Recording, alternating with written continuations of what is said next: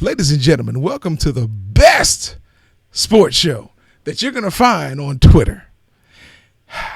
This is the Running Gun Podcast presented by Penalty Talk with your host, J Peeps and JC. Take it, guys.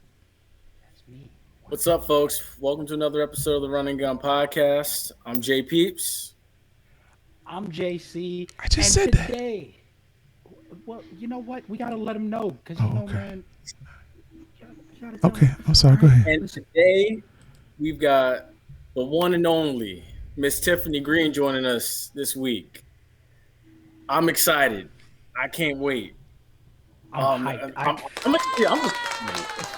I've been in this shirt for 24 hours. Like, I'm hyped. I'm hyped. That is the same shirt. It's the same shirt. It's the same cup. It's the same bottle. I'm ready.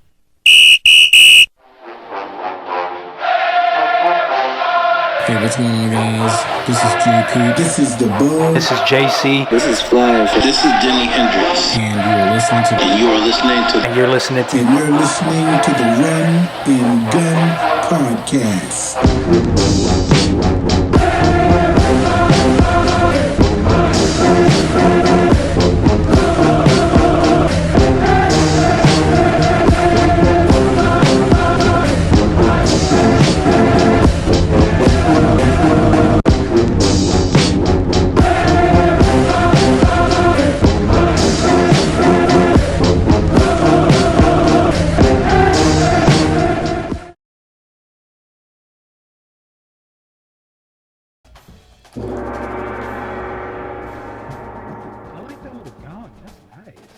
I'm trying.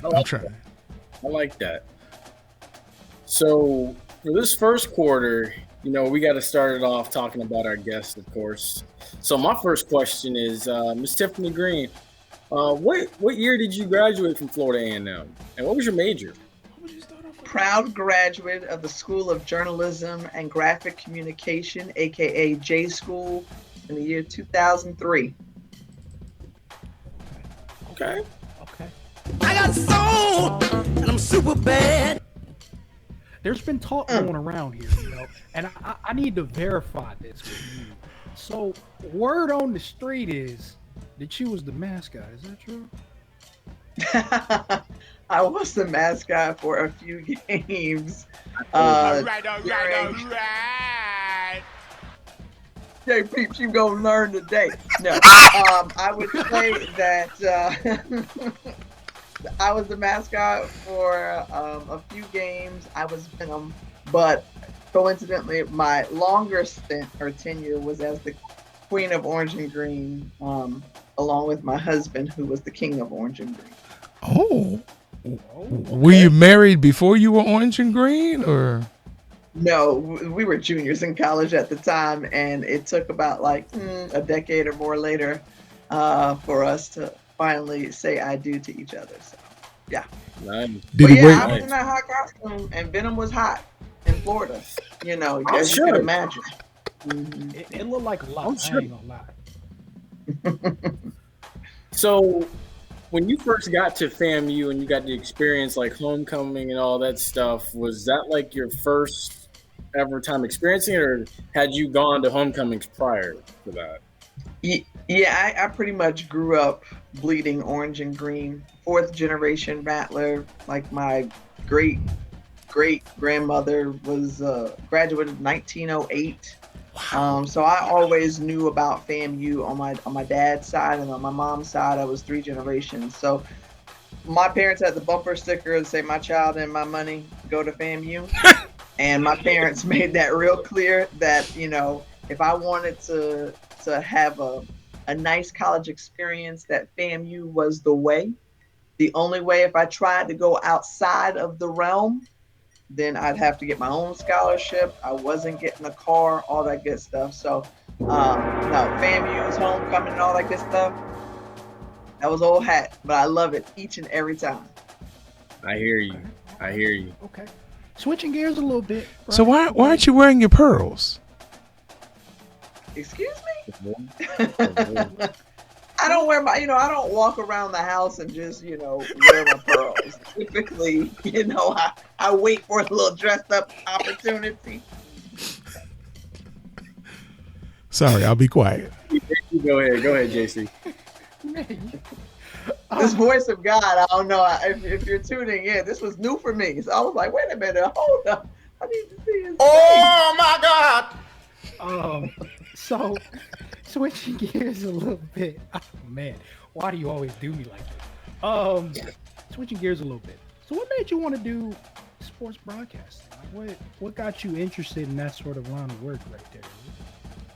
It was something that honestly I always knew that I wanted to do as like a 5-year-old. I wrote in my yearbook, like, what do you want to be when you grow up? Sportscaster. I was amazed that I could even spell it, probably with the help of my parents, but I just loved sports forever and always. And so I played it growing up. I watched it on TV. I was a gamer, so I was all about Madden and later NBA 2K and all that kind of stuff. Like, I just love sports. And I played basketball and golf competitively in high school. My parents said, no, you're not going to college playing a sport, although I got a bowling scholarship. You're like a dude's dream. Anyway. What? Literally. But I just knew that I loved talking about games. I had opinions on the games. I wrote letters to the editor of the newspaper. Like, I was intense. This was like what I ate and breathed and slept and all that kind of stuff. So I think it was a natural tie for me when I went to FAMU, knowing that they had a great J school, that I could be a part of that and hone my skills and follow the passion that I, was kind of set out before me. Kind of what I feel like, God placed me on this earth to do as part of my purpose. Nice. So here's my question. I know the other guy on ESPN, he's got his Give Me 5 thing, but see, no one ever asked about Tiffany's Give Me 5. So I want to know. I'm gonna test your knowledge with this. I want to know Tiffany's Give Me 5. Wait a minute, you gonna test her knowledge? Hold up. I want to know Tiffany Greene's Give Me 5 top 5 wide receivers to ever come through FAMU. I want to know. Ooh. Wow. Yeah, you are. You are testing me. Usually I say that I do a Tiffany's 2 cents. That's what I'm hearing. Jay's got the Give Me 5. I've got the 2 cents. The two that stand out to me most, Jaquay Nunnally. Was just talking about him with Quinn Gray this past weekend. And then I'll go Terry Mickens. Oh, yeah. And to add a bonus, I'll tell you the kid that I really liked. Oh, no, he was a quarterback. What was Canaan Lamb? Canaan Lamb was a quarterback. Canaan Lamb was a wide receiver. Oh, he was a wide receiver, right? Okay, so yeah, it was Canaan Lamb, because I remember who was it that used to do it? Kenneth Jones was the PA at the time, and he used to always claim Canaan Lamb. And I like that new kid though, but he just graduated. Xavier. Oh, he's still there. He's still there? He came back after his COVID year? Yeah. Oh yeah. I like him a lot. Xavier Smith. Mm-hmm. Is that what I want to say? Okay. So I gave you 4, so it was like my 2 cents, like 2 plus 2. That was good though. That was a good list. I like that. I like that one a lot. You got some rack boys and you got a new rack boy on the list. Mm-hmm. That's right. Rack boys. Special era. Okay, guys, come on. Ask a question. Come on. I got it, man. Give me a second. I got a question, man. You just finished. Don't fuss at me. Ask the question. Okay, you're right. Okay, so swirl around your name. And he ironed his shirt. Right? I'm proud of him. Go ahead. Man, come on, Pops. Can I breathe, please? Go ahead. Ask your question. Swirl around your name. A lot of great titles, right? First African-American woman to be a play-by-play commentator on a major news network, right? How does that feel? Football. What runs through your mind when you got the tag for that? Gratefulness, really, because it means, like, you always hear athletes or entertainers or any line of work, you talk about hard work and you put in the work and you'll see the payoff on the end, on the backside, and to have that really come to fruition, like to live that out. I literally put in the hard work, I feel, for my time at FAMU, which I think just trained me just about in every area of life, to then going through local markets and paying my dues and carrying the 20-30 pound camera and walking for 6 miles with it and busting my tail, through the backwoods of Georgia at an ungodly hour by myself, or whatever the case was. Like, it was all worth it. And to sit before you to say that I'm living my dream, that's why I'm grateful. And I think there is a wonderful significance that comes along with it, right? And you know that you're carrying the torch and you want to keep it lit for others to come behind you, but you got to do your job in holding it to be able to pass it forward. So I take it with great care, and I know that it's a great responsibility that I've been given. And so I try to perform and do my very best and be my best version of self in order to keep it going. Okay, all right. You guys are slacking. You got 10 seconds. I did. I also wanted to say congratulations on winning your award this past weekend as well. Thank you. That was a huge honor. you. Congrats. Yeah, that was. I was pretty stoked about that one. Real talk. I mean, I still sit back and look at. I mean, this is Dawn Staley, right? Like, Right. Champion several times over on multiple levels, whether it's winning 3 golds or a national championship or having great success at the WNBA, and a wonderful college player, awesome human being. So yeah, right. Really, really cool. Well, I gotta ask a question because they're taking too long. So having gone through Hillsborough Senior High School, if I'm correct, right? HHS go Big Red. Okay. So I didn't even go to Hillsborough. What are you talking about? My wife works at Hillsborough, so calm down over there. New Buccaneer fan. So my question is, I some comments come up on the show when I've seen you reporting. How hard is it for you not to let like Hillsborough Tiffany come out? And have you ever had that time where you just really wanted to say something, but you had to like swallow your tongue on air? All the time. But that's what makes it fun, literally, because what you hear and witness on air is legit what it's like off air, especially as it relates to when I do college football with my analyst, Jay Walker. Like, it'd be like that. We've had those conversations because he always likes to bring up who doesn't care about so-and-so and all that kind of stuff. Like, yes, that part of it is, it's nauseating sometimes, but real in all actuality, it's fun because it makes for good TV, right? It's genuinely how we feel too, because just like y'all sit up here, probably go back and forth talking smack about your team, about who you rep, about whatever, but kind of doing, the same thing there. So sometimes I have to remind myself to dial it back, but that's the fun. Like, you just try to get the jab in. That's the game. Like, you just try to find a way, a workaround, get the jab in. Yes. I was like, you're better than a lot of the people that have stuff. I know Rattler Nation, they feel some type of way. You hear me? And for good reason too. I feel like, why are you hating on Fam? Yeah, but, like this weekend when he asked you how many games has Bethune-Cookman won in the Classic? He brings that up all the time. Yeah. All the time. It'd be like, hey, and look, so he has a point, right? There are facts to it, and that's that. But I'm like, that's an old talking point. Get past that. Yeah. Let's look at all the good stuff that FAMU has done under the direction of Willie Simmons and how the program has moved forward in a mighty way. with his leadership. Well, I need to ask, how did you feel about Alabama A&M's 9-point victory over Jackson State? In the comments afterwards. Was it 9 points? Yeah, 52-43. Was it just 9 points? Yeah. Woo! Because it felt like, and I say that only because they hung 52 on them. Yes. And it felt like they had complete control, like most of that game. Yes. Defense, they'll need to shore up for sure. But offensively, as good as advertised, Aquil Glass is that deal.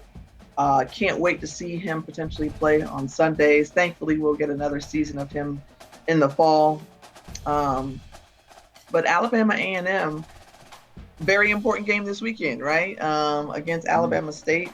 The Magic Bulldogs, really, really, really good. Magic City Classic. Now, Magic City Classic, I gotta say, is like the best classic that I've been to. I don't want to start anything. I don't want to start any problems. But yeah, and I grew up going to the Florida Classic all these years when it was in Tampa, and then it moved now to Orlando.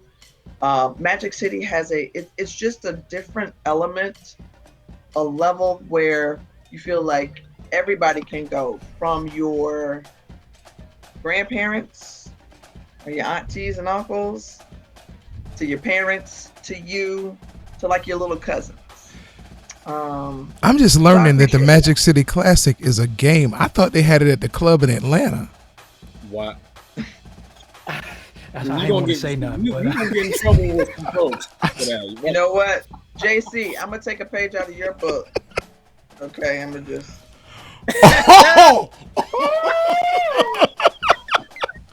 Okay. Excuse me now. Excuse me. Let me just. There you go. No. Not the Tiger King. Hold on now. Not the Tiger King. Oh goodness. What is happening here? What is happening here? So the first time that Dion and them lost, that was posted by Alabama State's page. And so JC and our producer, they've just run with it this whole time. And it's been drop dead hilarious. Oh my goodness. That was an interesting post game there in that Montgomery. Was. Yeah. Mm-hmm. Yeah. Interesting. So I have to ask, how are you feeling about this Eddie George to Tennessee State hire? Because everybody's so surprised. I was asked about this earlier on a radio show, and I think it's two ways, right? Like, look, you're excited. Tennessee State made a splash with their hire. I didn't think Rod Reed was doing, a bad job, but I think they just wanted to, go in a different direction. And then seeing a former, player at Jackson State take over with some acclaim. They were maybe hoping that Eddie George can do the same. It is his first coaching job. So I think what's important is that he has to surround himself with, talented people who have experience, especially at the collegiate level, just to understand all that comes with it. At the same time, it's twofold because there are a lot of, coaches out there currently who have spent their adult life dedicating themselves to this craft. Who have been in the pipeline, and now you see someone come in with no coaching experience.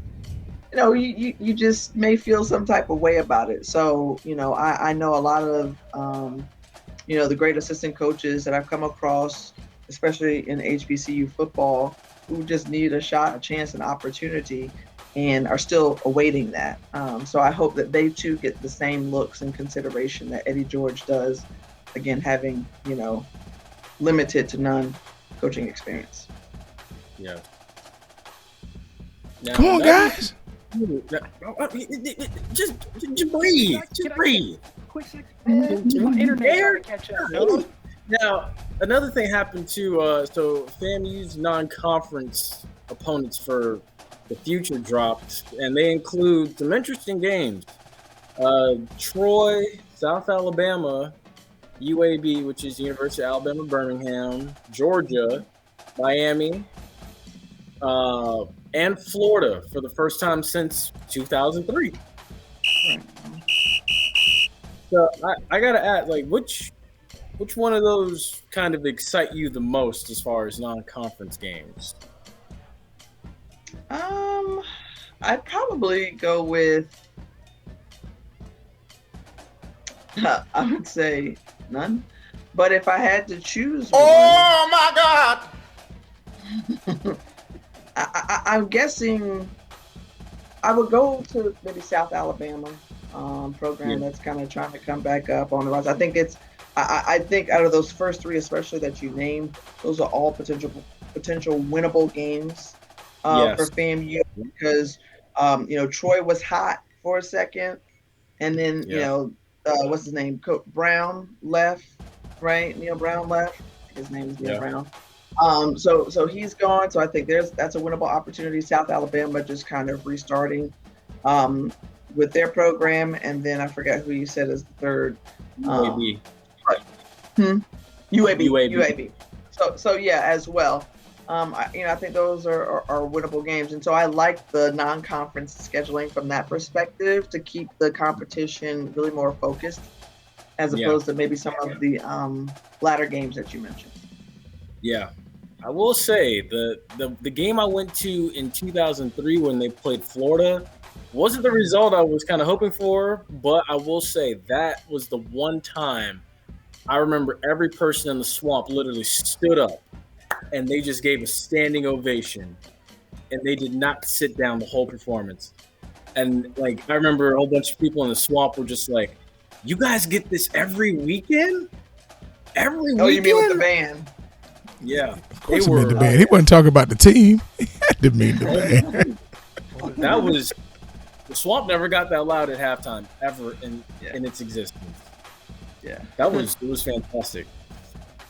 But that now brings us to the NFL, and with the NFL, all right, hit me with rapid fire as I gotta put a little one down. I got a 6-month-old that I gotta put down. So hit me with some rapid fire. I got you. Who do you think's the best running back in this draft?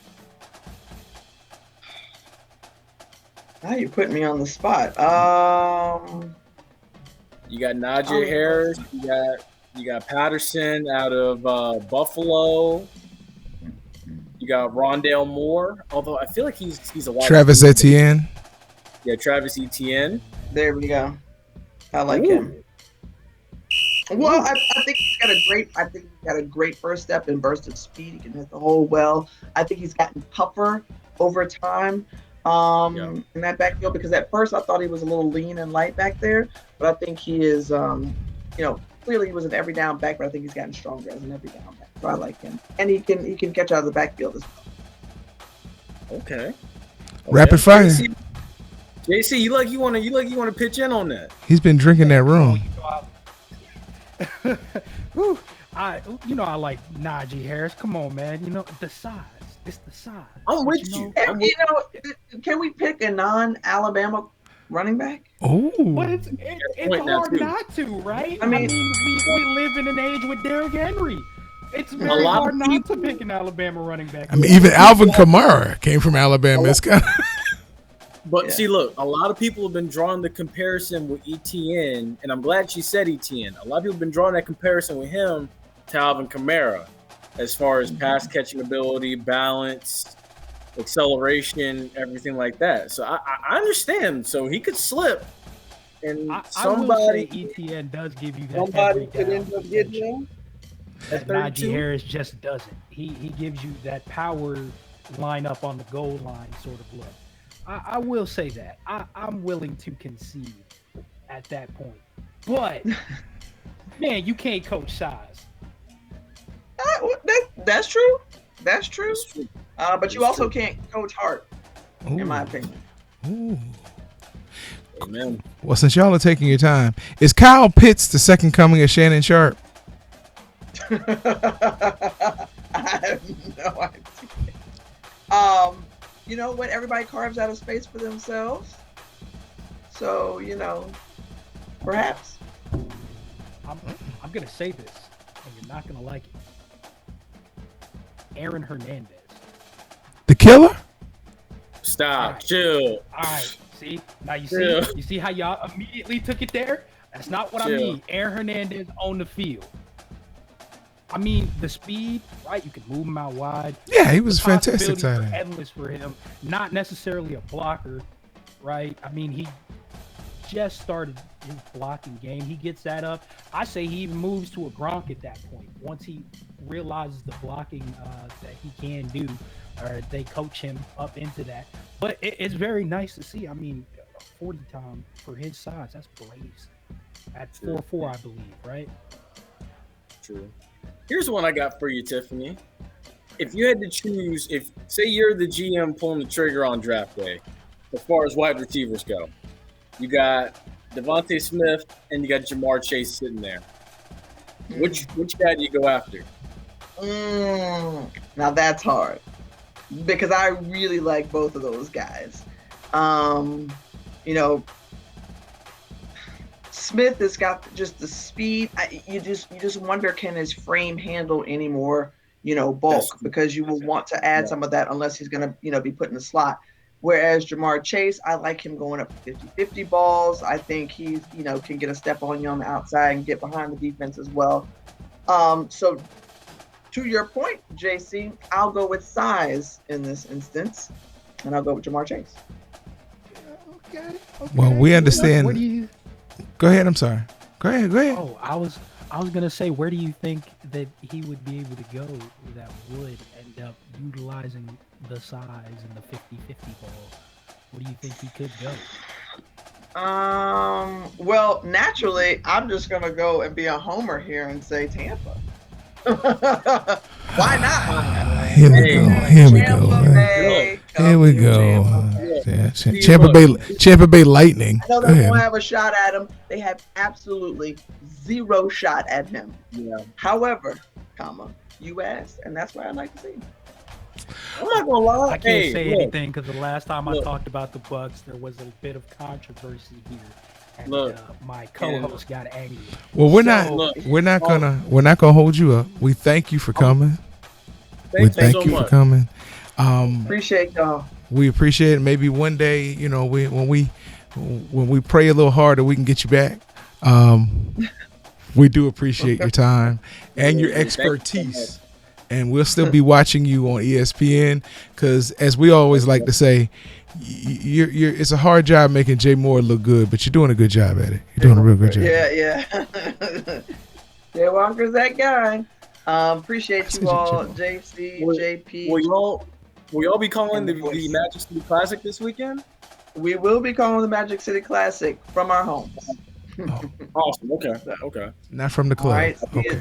7:30 ESPNU on Saturday. I will be watching. All right. Ladies and gentlemen, Miss Tiffany Greene, thank you. Thank you. Wow, man. Now, where were we? Now, first of all, let me tell y'all something. Now, I know she said Jamar Chase to Tampa, and look, I'm gonna be a realist here. I wouldn't mind it, but I'm gonna tell the truth. Honestly, in my mind, there's no chance. We already talked about this. There's no chance. Oh no! Stop it. There's no chance. I know. What? That did not just say I'm gonna be a realist. Someone type what in. You talking about it for? We already got the real opinion. I was gonna say which team I could see him going to. That's all I was. Okay. Then start off with that. Don't start with your Bucks nonsense. We'll see. It don't matter because y'all don't even beat them anyway. But excuse me, Tampa Bay. I could see. I want to say Jacksonville because that seems to be the place every wide receiver from LSU goes, but I don't see that happening. I could see him in Jacksonville. Let's be honest. I could see him there. High. What? I know exactly. It's too high for this draft, and I don't see him lasting to the second round. Jacksonville's already taken Trevor Lawrence. Let's find somewhere else for him to go. Philly would be my next assumption. I would say Philly. Philly, yeah. I can give you that one. Other than that, I mean, where else? Atlanta? I'd love to see him go to Baltimore.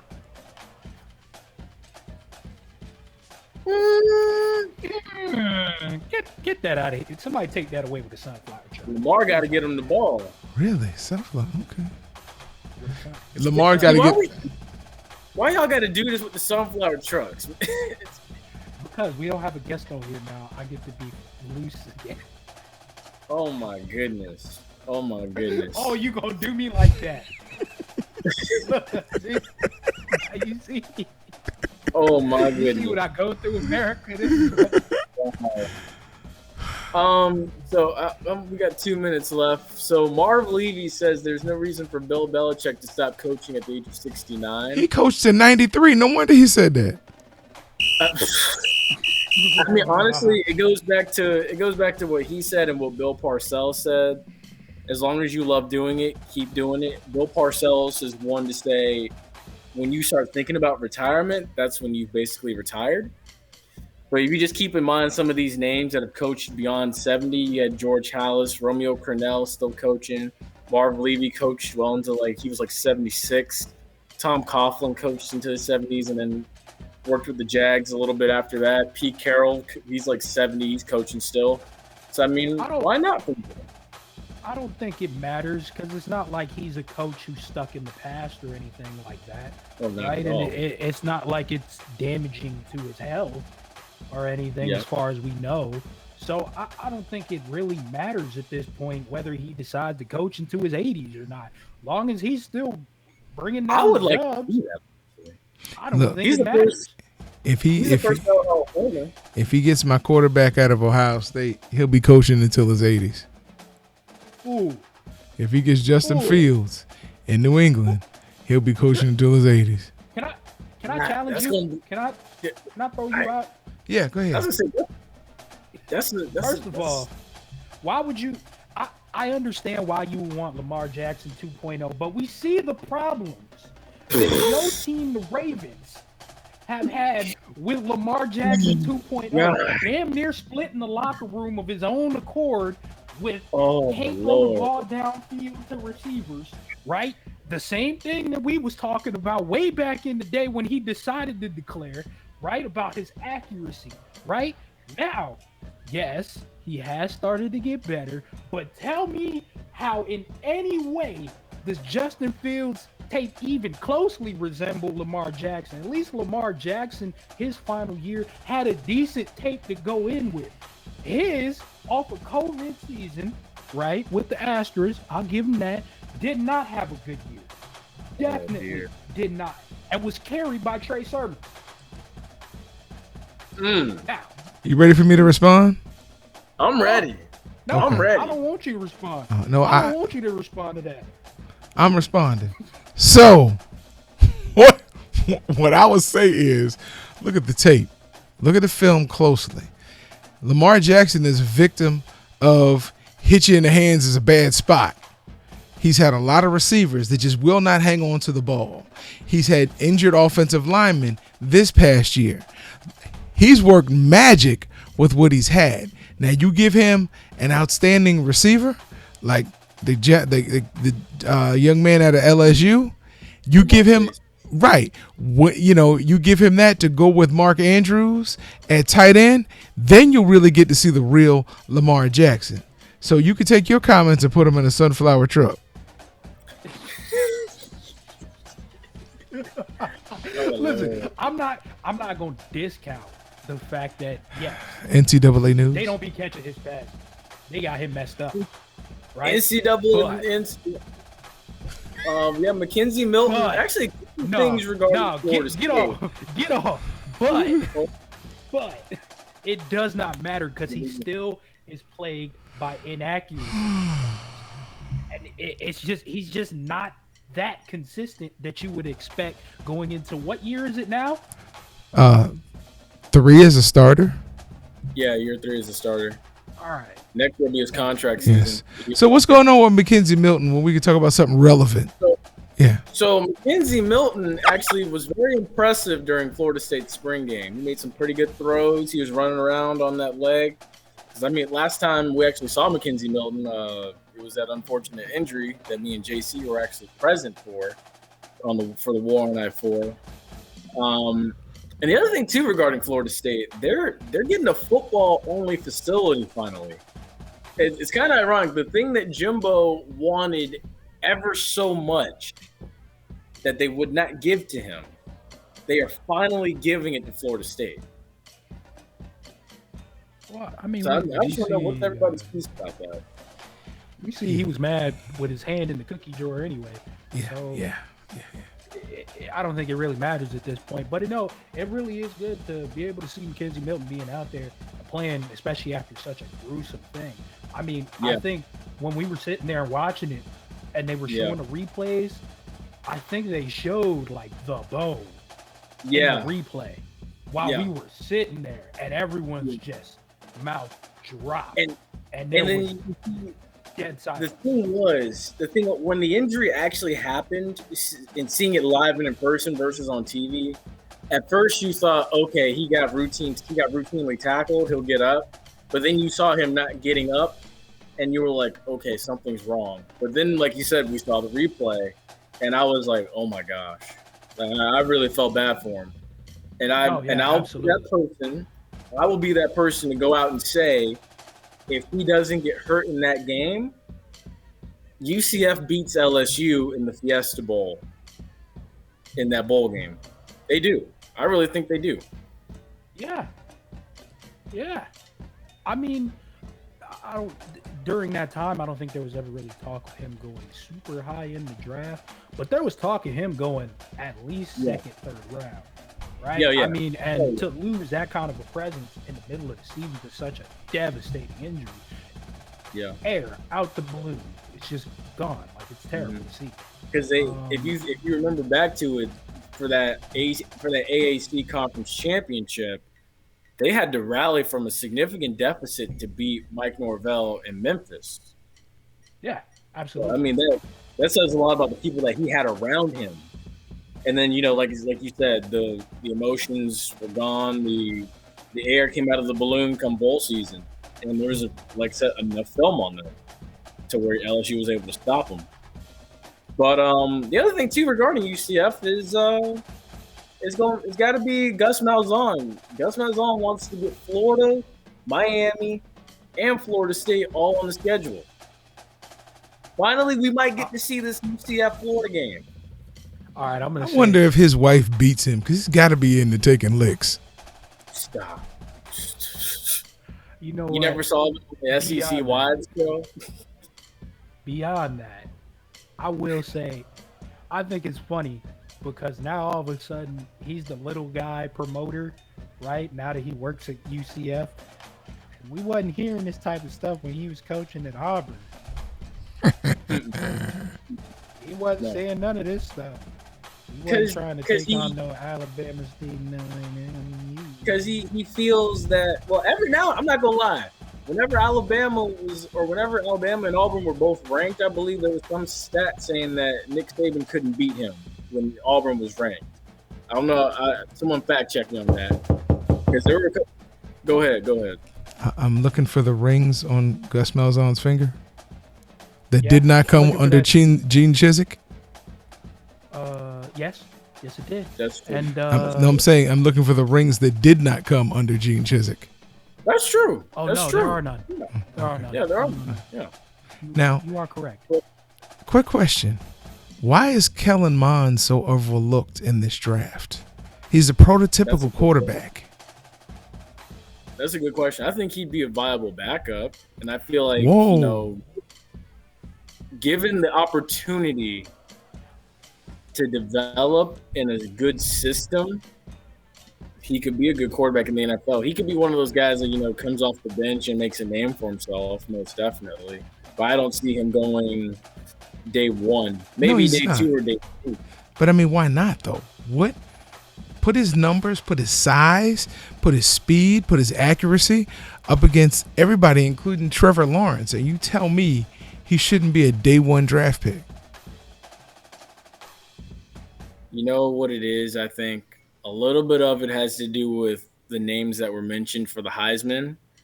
And then a little bit of it, too, has to go with the guys that were in the spotlight more so. Like, you had Mac Jones was in the spotlight. Trevor Lawrence was in the spotlight. Zach Wilson was in the spotlight. And you're going to tell me that a starting quarterback from Texas A&M isn't better than the starting quarterback from BYU or Trey Lance? I'm listening. I mean, honestly, Zach Wilson's his boy. So, I mean, What was the question again? Can I hear the question one more time? So you telling me the starting quarterback for Texas A&M, with his record, it was not better than Trey Lance or Zach Wilson? Did not face better competition on a weekly basis? I don't think he did. I think it's beyond the prototypical size, right? And beyond, I guess, playing generally a tougher schedule. The SEC, yes, usually has tougher schedules, I will say. But I think it's the downfield passing, right, isn't necessarily his strong suit. And being able to throw on a moving platform also aren't his strong suits. And everyone else seems like a more complete quarterback. And then you think about it like this too. He came in under Kevin Sumlin, and then he was coached up by Jimbo. And then the other thing too you got to look at is how many of Jimbo's, and I hate to say it, how many of Jimbo's quarterbacks have panned out in the NFL? Christian Ponder went to the NFL, started a few games, didn't do much. EJ Manuel went to the NFL, didn't do much. Jameis, although I feel like they did him kind of wrong here in Tampa. Feel like. Go ahead. You did. Yeah, how many offensive coordinators did he have? How many head coaches did he have? That's not what I'm getting at. But the thing is, Jimbo, when your second leading receiver comes out and says, we could have actually gone for a couple of more balls, but Jimbo's quarterbacks have not necessarily. Be careful when you throw something out there. Somebody could turn it around that you don't like. Go ahead. Yeah, I'm just saying Jimbo's quarterbacks necessarily really haven't panned out that well. We know Jameis is getting a second chance in New Orleans, but we'll see what happens there. But for the most part, all the other guys, they haven't really panned out to be much. I mean, 1 for 3 isn't that bad. I mean, how many of Nick Saban's quarterbacks panned out in the NFL? Nah, he over. The jury's still out over. However the hell. I will say honestly, Alabama hasn't really produced a quarterback that was top flight since Joe Namath. And they threw the Super Bowl, so yeah, go ahead. But I mean, about Nick Saban. We're talking about Nick Saban. We're talking about Alabama. We're talking about Nick Saban. Nick Saban's a defensive-minded guy. He primarily coaches defensive back. Jimbo, but you had Lane Kiffin as an offensive coordinator. You had Steve Sarkisian as an offensive coordinator. Tua's a starter right now. Jalen Hurts is going to be a starter next season. So he's 2 for 12. But, okay, didn't I just say that Nick Saban was a defensive-minded coach? It doesn't matter, Jordan. I'm Jay Peeps. But then also, too, James. Hey, Jimbo, how can people follow you guys? Follow us on our social media platform. On Twitter, Facebook, Instagram. Like and share on YouTube. Shoot us an email, flagandplaysports@gmail.com. Thank you again to Tiffany Greene for showing up and doing such an excellent job. Thank you. Appreciate that. And again, there's a difference. Jimbo, Nick Saban. I'm going to leave it at that. We'll see you next week. There's no difference. We're probably going to have this conversation roll credits. I already said it. There's no difference. Ooh. Oh, what's up? Sorry for the bit of lateness. There's been some technical difficulties, but we are beyond that now. Yes, sir. I'm JC. I'm J Peeps. Welcome to another episode of the Running Podcast. Wonderful episode for you today. Lots of An amazing episode. An amazing episode. Lots of stuff to talk about in the NFL.